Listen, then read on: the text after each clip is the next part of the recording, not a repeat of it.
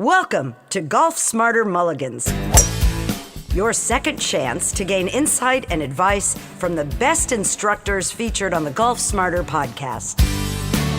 Great golf instruction never gets old. Our interview library features hundreds of hours of game improvement conversations like this that are no longer available in any podcast app. Whenever you learn anything, and I don't care what it is, you learn how to talk, you learn how to walk, you learn how to swing a club, you learn how to play an instrument, your brain develops certain neurological patterns that become cast in concrete over time. There's a myelin filament that actually develops over these neurological patterns that insulates those patterns so they become more ingrained. So when we talk about muscle memory, we're really talking about these ingrained neurological patterns that fire in a specific sequence. When I'm going to rework your golf swing, I have one of two choices. I can get in your brain and scrape all that stuff off, your current neurological patterns, so I can change them, or I can change and create new patterns. With another interview from the archives of Golf Smarter, here's your host, Fred Greene. Welcome back to Golf Smarter for members only. Rick? Fred, glad to be back with you again. It's been a year too long. Yeah, it has been a full year, hasn't it? It has. Well, I'm glad that we can reintroduce you to everybody because I thought your stuff was fascinating and the direction from where you came to where you're headed. And why don't you give us a brief overview of where it is you're headed these days with your golf practice? Where am I headed? You know, Fred, I decided that there's only one way to teach golf, and that's the way I want to do it. And so I've created and opened recently something called the Golf Better Studio in Elmhurst, Illinois. And I've focused my teaching on two facets of athletic movements, actually. And the first part of that is I do one-on-one fitness training, primarily to help people learn how to re-educate their body to move. And then I take them from that discipline into my golf studio section that I use some pretty sophisticated indoor simulator equipment by About Golf to actually demonstrate to them exactly where we are and how we're designing our ball flights. So it's been a lot of fun. It's been a lot of fun. And what is, I'm glad you used those words because I want to ask you, what is the golf move? You know, it's very interesting. And I try not to use the word swing whatsoever. And the reason why is because I think the golf move is really comprised of three movements the body has to make. One, a rotation of the hips. And you've had some great speakers on your show in the past that talk about pivot points, etc. And the plane in which those hips generally rotate is parallel to the ground. The other plane that your body rotates in is the one that your shoulders will rotate in around the thoracic area of your vertebrae, your upper back area. And that's a plane that's tilted and is mandated really by your spine position at address. How far bent forward or towards the ball are you? And your ability to maintain that spine angle is really critical in being able to get back to the ball on a consistent basis square. And really the third motion that's important is an extension of your bottom hand. So in a right-handed player, it would be your right arm as it extends into the hitting area. And those are the three areas that I work on with students, both in the fitness area as well as in the swing lessons. You know, one thing I've found, Fred, is golf is kind of like the medical industry in certain ways. We often we often go ahead and try to treat the symptoms rather than the cause. And we talk a lot about putting clubs in various positions. You know, it should be here. I thought you were headed towards the idea of malpractice. Oh, well, yeah, that too. Because there's so many coaches out there that saying they could help you. And they don't do any good. Yeah, you know, I don't know if there's ever. I don't have to talk to my son. He's an attorney. Maybe we stumbled onto a new business opportunity for him. Malpractice suits against golf instructors. Yeah, exactly. I'm sorry for interrupting. Go ahead. That's funny. But anyways, you know, I learned a lesson a long time ago from a guy from IBM, and you know, he used to do a lot of training in a business that I was associated with. And I said to him, "What do you guys do here?" He says, "Honestly," he says, "it's really simple." He says, "We teach our people the root cause." You gotta explain that to me. I just run a hotel at this time. He goes, here's what we do. In our processes on anything that we're working on, you get to a point in that process and you find that it's not working. And he goes, you might be at position R in that process. And that's where it falters. So you need to start looking backwards until you find the original cause of the original problem. And you may find that what caused R to go wrong is actually in N. And you may stop there and go, I fixed R.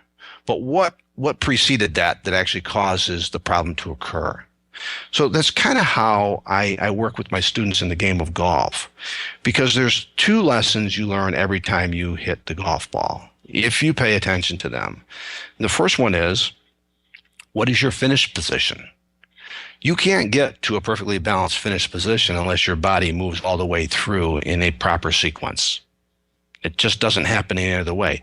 Some people will fool themselves and stand like a professional at the end of their golf swing, but come out of their posture to get there or their finish position in order to make them think that they're in a good position, but they don't arrive there naturally. You know what surprises me is that in so many conversations that I have with golfers, not instructors that I record, but golfers when I'm out on the golf course or we're hanging out, what's not, I'm absolutely shocked to hear how many people feel that the end of your golf swing is contact. Oh, yeah. You know what? And people, and some instructors I've heard on your show talk this way. And I tell students this. I go, listen, really, we're just going to let the ball get in the way of a club that's moving properly in the correct plane. Yeah. We're not really concerned with hitting the golf ball per se, as we are with making an athletic movement that will cause us to get the club face back square to the golf ball.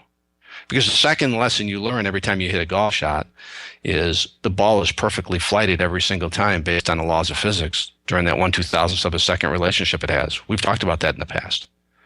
But if you understand why a ball is doing what it's doing, then you can begin to relate back to how the face angle is attacking that ball and couple that into the mechanics of a proper golf move. And then we'll find a way for you to teach yourself how. You know, one of my favorite sayings is by a guy by the name of Edward Bulwer Lytton. The best teacher is one who suggests rather than dogmatizes and inspires his listener with the wish to teach himself.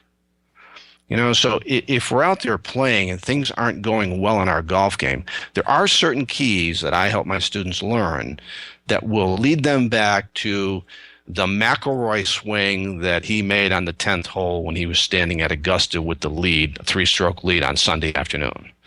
You know, what happened to McIlroy was that old muscle memory swing snuck into his swing, and he's always fought hard hooks, Ben Hoganish. And unfortunately, you know, just lost concentration, got out of the moment, did whatever it happened, and he hooks that ball into the shrubs between those two houses. Then he knocks it out in the fairway, and then what does he do? He makes the exact same mistake again, hooks the ball down left of the green on 10, and puts himself in a no-go zone. All right, and he ends up doubling or tripling, I think, the 10th hole, so now he's even. If you noticed, McIlroy didn't hit a ball anywhere but perfectly straight his entire rounds at the U.S. Open this summer. Right. So he fixed it. He got rid of that old muscle memory. And it's an interesting process because whenever you learn anything, and I don't care what it is, you learn how to talk, you learn how to walk, you learn how to swing a club, you learn how to play an instrument, your brain develops certain neurological patterns that become cast in concrete over time.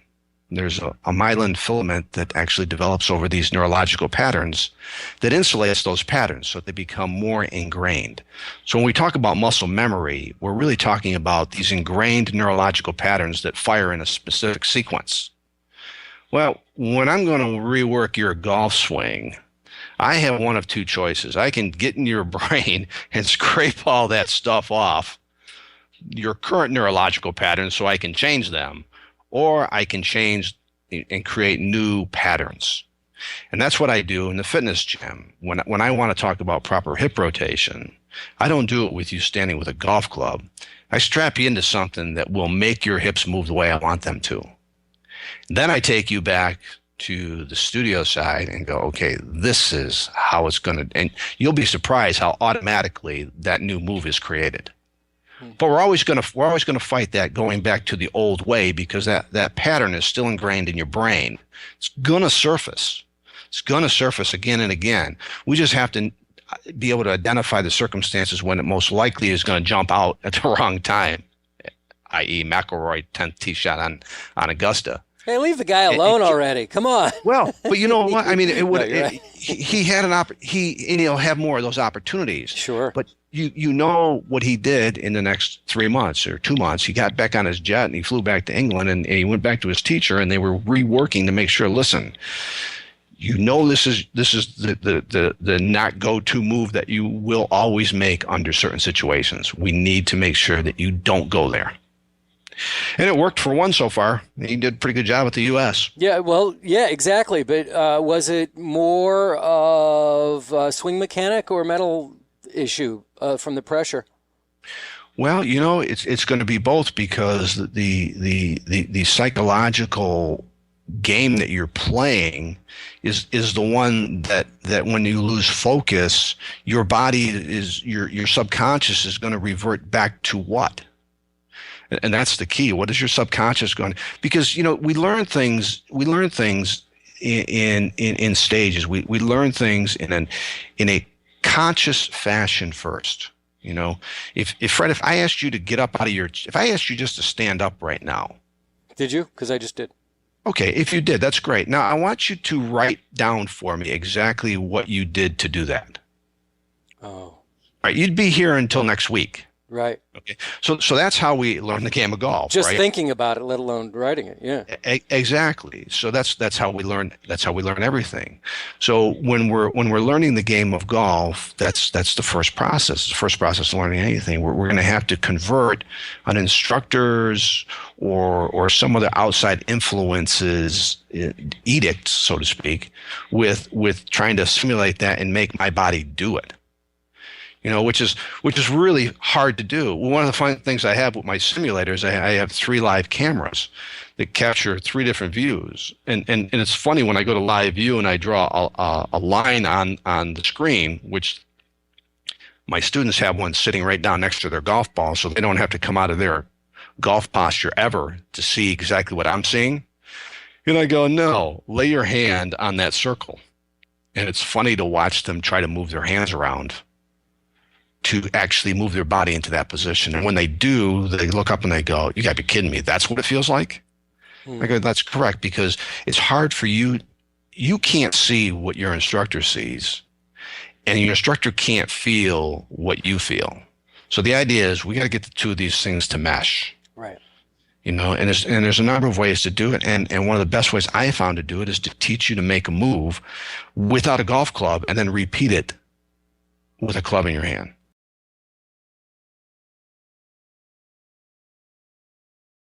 I find that to be one of the hardest things in the world to do, is a golf swing without a club in my hand. Right, because I don't teach golf swings without your club. Okay, I teach movements without your club. Oh, I see. Okay, so if I want to concentrate on right arm extension and you holding your right arm at the proper angle, is remember when you set up to the golf, if you set up to a golf ball correctly or anyway, you've pre-established all of the angles in your body that need to be maintained in order to get back to the ball, right? Yep. Well, because if you stand up with your back, something else has to go lower in order to get back to the ball. Right. So you're looking at trying to return yourself back to those same positions. So what I teach is, if we're working with that right arm, how do you hold that in the proper position? Well, if I attach you to a wall with a band, an exercise band, and apply tension to that movement, then you begin to feel the muscles working the way that I want them to. And you also begin to feel the way that you make them work in a way that I don't want you to. So it's building the new neurological movement patterns in an effective manner. Would you concur with the statement that, you know, so many people say, "Oh, you lifted your head. Oh, you lifted your head," but actually, you're lifting your back? It's not your head? I'm going to give you a test right now, and it's going to lead us to the answer to this question. Okay, so you're sitting down right now, right? Correct. And I just want you to sit in a very relaxed position, not slumping over, but, like you would if you were working on a keyboard. Well, I can't because I kind of sit on one of those chairs. It's like a ball, so I can't sit. So you sit perfectly. No, but I do. I do have one of those chairs that forces me to engage my core and sit up straight. Yes, it does. What it engages is it forces you to engage the muscles to put your pelvis in the proper position. Mm-hmm. Okay, most people, if they're sitting down and I ask them to take a finger and just put it on underneath one of their cheeks that they're sitting on and press them, they'll be soft. Mm-hmm. And then I also ask them to go ahead and just press the belly button area, and you'll find out that the muscles are relaxed and they're soft. Okay? Yep. And then I'll ask you to squeeze your butt cheeks together. Now test those two areas for the muscular tension that's going on. And most people, if they can squeeze their butt cheeks together, will find that both glutes have tightened up and their abs have tightened up. And what's happened is they have correctly rotated their pelvis area into a proper position. Here's another test. Doing Kegels. Stand up against the wall. Exactly. Stand up against the wall. Heels against the wall. Rear end against the wall. Shoulders against the wall, and put your head back against the wall. Okay. You can say butt cheeks, but you say rear end. Come on, this is a members only show. We could say. I'm like, he said butt cheeks. What am I going to do with this? and then I want you to take one of your arms, and I want you to put it in the small of your back, and I want you to notice how big of a space there is between the wall and your back. Yep. Then I want you to try to press that lower back portion against the wall. Mm-hmm. Okay. Doesn't have to touch the wall.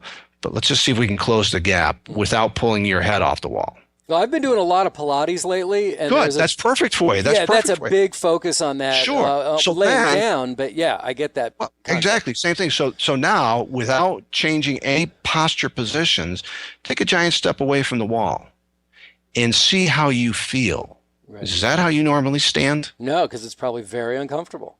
No, because it's very perfect, but it's very uncomfortable because your muscles have gone in a different direction. Okay, particularly with your upper shoulder area slumping forward and adapting to a gut out big C position in your lower back. Both of which are Dr. Janda, a doctor from the Czech Republic, who noticed, geez, people today have a really poor way of walking. They have these terrible postures. Why? And it's because their muscles have adapted to a sedentary lifestyle. So what happens is if I go to contract my forearm in a bicep curl move, in order for that move to occur, my tricep has to relax. It's just what your body does automatically. Mm-hmm. Okay? And if you go to extend your arm, then your bicep has to relax. Mm-hmm. So when we sit all day long, what happens is the hip flexors, those muscles in the front of our leg that allow us to lift a leg up, are actually in a shortened, flexed position. They're not under tension, but they're shortened. In order for those muscles to stay shortened, the glutes and the abs, okay? And I'm sorry, wait, say that, the glutes and the abs, what? You broke up for a second. The glutes and the abs have to relax. Thank you. Okay? And what happens is your pelvis rotates in an incorrect manner. Mm-hmm. So now when you stand up, you have this big C curve in your lower back. Okay? So now let's get back to the golf swing and your question about lifting up your head. All right? If you stand up and you get into a golf posture with a big C curve in your lower back, and you come down into the hitting area, 9 out of 10 people will feel as if their right hip, okay, for a right-handed golfer, mm-hmm. is moving towards the golf ball. All right? Mm-hmm. What's happening is people are early extending in the low back area simply because that's where their pelvis is dictating it to be. And so they actually stand up. Now, their head is connected to their neck, which is connected to the thorax, which is connected to the middle of the lower part of your back, which is connected to your lumbar area. And if you extend or stand up in the lower lumbar area, which way is your head going to go? Towards my butt cheeks. I'm sorry. I just wanted to say that again. It's going to go up. Right. So everybody said you're lifting your head. No, your head is lifting because another part of your body. You see, that goes back to the IBM root cause. Root cause. What is causing your head to go up? What body movement is causing your to see the visual? And you see, that's why golf, that's why it's so hard. We look at a golfer swing a golf club on the pro tour. We look at them and we think they're swinging their arms. They're not. If you want to see something that's really impressive, go look at Dave Phillips from my TPI, from Titleist Performance Institute. I also am a Titleist Performance Institute certified. Yeah, I was going to get there. I wanted to ask you about that, but we'll get there in a minute. But Phillips did about a month and a half ago something about McIlroy's hip rotation in the golf swing. Fascinating piece of work. Fascinating piece of work when you look at it. I really encourage everybody to go become a MyTPI member. It's free. And look at some of the stuff these guys are doing between him and Dr. Greg Rose. And you look at his hip rotation, and you'll see where he generates his power to hit a golf ball. And it has nothing to do with swinging your arms. I was having this conversation with another professional the other day, and we got into an argument about it. And I said, look, I'm going to show you the video. And I made him get online and look at, it wasn't that video, McIlroy, but it was another one. I said, you tell me when does he swing his arms? I go, at contact, he doesn't even have his right arm extended. He hits his driver with his right elbow at about let's call it 100, and if 180 degrees is a perfectly straight right arm, okay, let's bend the right arm until we get to about 145 degrees. That's when he hits the golf ball. You tell me where the swing is. Where does his arm swing? And he looks at it, he goes, I can't. He goes, I see it. I see the rotation taking place. So it's that proper body rotation. And what we go back to, again, is what I'm finding and what the guys at TPI have found is that our daily lifestyles let our body acclimate into positions that are not correct. Look, you've seen professional golfers walk down the fairway, right? Of course. What do they look like when you see them walking, Fred? Cocky bastards. You know why? You know why? They look like they got a pole thrust right up their backside, all the way up through their head, right? A driver, yeah. And they are standing so perfectly erect, and that's exactly what most people say. Those are cocky bastards. Well, it's swagger. I mean, you don't. It's not swagger. You know what it is? It's perfect posture. Right, but you don't. I see what you're saying. Okay, I was going to say you don't get to that level of golf without having a swagger to you. But you don't get to that level of golf without having perfect posture. Yeah. And you can tell me these that are professional athletes. What about us? What about us, right? What about us? Oh. What? So let me ask you a question. We're desk jockeys. And that's the problem. So here's what happens all day long. We sit in our desk chairs all day long, and we're sitting for 3 hours or 4 hours, and we go to stand up, and we have a tremendous pain in our low back. Mm-hmm. Do you know what that pain is? Mm-hmm. It's the erector muscles that run up the back of your spine that are responsible for keeping you upright, okay? And because your pelvis is tilted incorrectly, and you've lost the structural foundation of the perfect alignment of your skeletal system, these erector muscles have been holding you up, because if they totally let go, your nose would go face first on your desk. You know, they're the ones that kind of curve your body upwards. Okay, well, because you're sitting there and you have incorrect pelvis tilt because your abdominals are weak and your glutes are weak, this erector muscle system, which is anchored at the backside of the pelvis area, okay, the straining point is just about top lumbar, lower thoracic area, have been sitting there under tension. So I'll give you an example. I want you to pick up a 5-pound bag of sugar, and I want you to curl it in your arm until your forearm is parallel to the ground. I want you to hold it there for 8 hours. Yeah, right. Okay? Try to do that with just your putter. Well, yeah. Okay, with anything. For 8 hours, yeah, exactly. Okay, with anything, okay? And then try to move that joint. Right. It's frozen. Right. Well, that's the same thing we're all doing on our desk jockey jobs on a daily basis. We're making those erector muscles sit there. The other one is we're sitting there with our hands stretched out over our keyboard or our hands stretched out over our steering wheel, right? Mm-hmm. All right. And then where do you feel most of the fatigue? Mm-hmm. Right between the shoulder blades? Yep.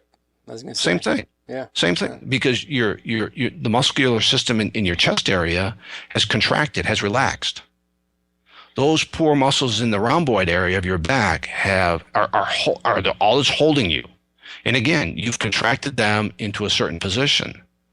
Okay, so they're basically doing isometric exercise for hours on end. And then you stand up and you go to move and you go, oh, wow, somebody stabbed me in the back with a knife.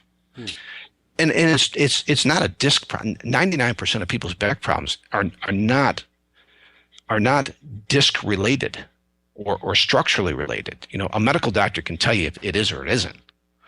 Most of it's muscle imbalances. Wow.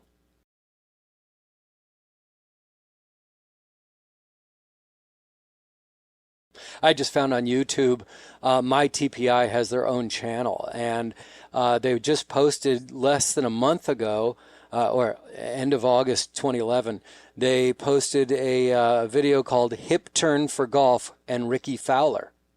Yeah, I haven't watched that one. I saw that one last night. Yeah, it's just over 7.5 minutes long. Yeah, it's pretty cool. The one on that he does on McElroy has a very unique hip turn. His hip rotation actually changes direction slightly after impact and then continues. It's amazing to watch on video, slow motion. And on that particular video that Phillips does, he talks a lot about the biomechanics of that hip joint area and what actually rotates. See, most people think you got this pole going up the center of your back and you're rotating around it. Not true, because the lower vertebrae area, particularly the lower lumbar area, those discs are not made to rotate. They'll bend in different directions, but they don't rotate. And yet most of us think that that's where we're supposed to be rotating. What's happening is when people make an early extended move, picking up their head in the golf swing, what they're actually doing is compressing those vertebrae against each other in a manner that they're not made to compress. I'll give you a scenario. If you stack up, we'll just do this for the lumbar area. There's 5 vertebrae down there. You stack them up, you get child's blocks, the ones with the ABCs on them. And you stack them up 5 high. And then pretend that in between each one of those, there's like a 1/4 inch of jello. Right. Okay. All right. Well, if you look at those and you start pressing from the top block down, you can begin to see how they waggle. Right. And if you press far enough on one way, you'll see that you'll squeeze all the jello out between them on that edge. Okay. So when you do that, okay, the bone structure begins to touch each other. Well, the reason why you have that lubrication in there, that joint stuff, because there's little nerves that come out of that whole spinal area that go to other parts of your body. And what you do is you compress and you touch those. Well, the pain's coming from the compression on the nerves. So when you incorrectly bend, as you do in an early extension of the low back in the golf swing, yeah, you get back pain. That's why. I have a degree in physical education and from Springfield College. Yeah, you have a degree in physical education. You're doing the My TPI and the golf instruction, but you were a businessman in between all this, weren't you? I mean, we've had lots of conversations off air, and here I was. I was a businessman. I started off when I was a kid. I wanted to coach like Vince Lombardi. That was what I wanted to become. When I had my degree in physical education, and very early on decided I did not like the education system. We don't need to go there. Yeah, right. I loved coaching and teaching kids. I loved working with people. And I've coached people throughout my entire business career. The way I figured out to be successful in business is I got people around me who were better than me. And sometimes that meant I had to help them along to get better than me. Honestly, 3.5 years ago, 4 years, and I've been coaching on and off and doing lots of physical fitness things on and off over my career as enjoyment and teaching some golf on and off. But 3.5 years ago, I decided I wanted to move in a direction back to where my roots were. Because for X number of years in my business career, I was looking for the opportunity to get back into coaching athletics. Nice. 3.5 years ago, I wrote a list. I said to myself, what do I want to be? And I came up with a professional golf instructor. And I took out a piece of paper and I wrote a list. On the left-hand side were all the reasons I could do it. And on the right-hand side of the paper were all the reasons why I couldn't. Guess which column was longer? The left one. Well, the left one where I knew I could do it was shorter than the right-hand side really? with the list of all the ones why I couldn't do it. Oh, okay. But Okay. you didn't care. Oh, well, so I ripped the paper in half. Yeah. Okay. And Which I took half? the right-hand column. Down the center or down? Right down the center of my 2 columns. Yeah. And I took the right-hand side, which were all the reasons why I couldn't do it, and I wrinkled it up and I threw it away. And I went to work. That's exactly it. And I went to work. Fred, I went to work on all the things that I could do. Good for you. And that led me down. At that time, my concept was to get to this type of indoor teaching facility, to combine physical education, physical fitness, with learning how to swing. I use that word. How to move your body to hit a golf ball. Awesome. And that's what you're doing today. So tell us about your website, how we can find you. And for those in the Midwest and the East and the West, how do we get in touch with you to work with you? Well, I have a website. It's thegolfbetterstudio.com. Okay. And it's the Golf Better Studio. Correct? That's correct. Yep. Make sure you put Yep. I also have I have a couple of Facebook pages that are interesting. One people might be most interested in is the book, and it's the Golf Better Studio. Oh, wait. You broke up. The Facebook is what? It's the Golf Better Studio. Okay. So I have a business page on Facebook, and there I get a lot of interesting things going on. Yeah. And one of the new things we're working on here, and we're going to be out for the test version of this very shortly, is we're developing we're developing a daily fitness video program. Nice. Yeah, and there's really specific design about this. And how long will your videos be? Well, the actual videos will probably only run about 3 minutes. They're going to be a series of 8 vignettes of an exercise move. Okay. And all this is meant to do is for you to be able to do certain exercises any time of day with very minimal equipment. Mm-hmm. And we'll get into the whole thing at another time.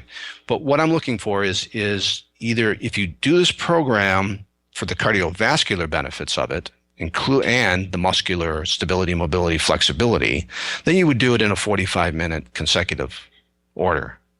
And depending on your fitness level, we'll teach you how to utilize the equipment to intensify the workout. So I'll be honest with you, Fred, an 80-year-old person who's never exercised and an NFL football player can use the identical exercise movements. So interesting. With the exact same equipment. Yet, when we change the dynamics of how those exercise move, floor after 45 minutes. Amazing. And exhaustion. So what's going to happen is you're going to get this series you'll get an email with the vignette, and then you can either do the program in its duration right off the bat, or you can just keep it on your phone and take the equipment with you, throw it in your briefcase. It doesn't take up much room. I do a lot with TRX, and I do a lot with those rubbery, stretchery bands. Nice. And I teach you how to use them to get the workout. So even during the course of your business day, you could take out the piece of equipment, secure it to a closed door, and do a few of these exercises, and you're going to get the same benefit out of it. So I'm trying. Hey, this is my motto: golf is like life, be better. Nice. Golf is like life, be better. If I can get you to be better, the desk jockey that you refer to. If I can get your daily lifestyle to be better physically, then not only are you going to improve your golf move, you're going to improve how you feel on a daily basis. They go hand in hand. They're both cool 4-letter words, golf and life. You scared me there. All right, so thegolfbetterstudio.com. Rick Koscher, it is so nice to have you back on Golf Smarter for members only. I wish you all the best in the world. And again, we hope to be talking with you. Well, we're not going to have to wait another year, are we? No, we're not. We'll be back in touch shortly. All right, buddy. Thanks so much. You're very welcome, Fred. Enjoyed it.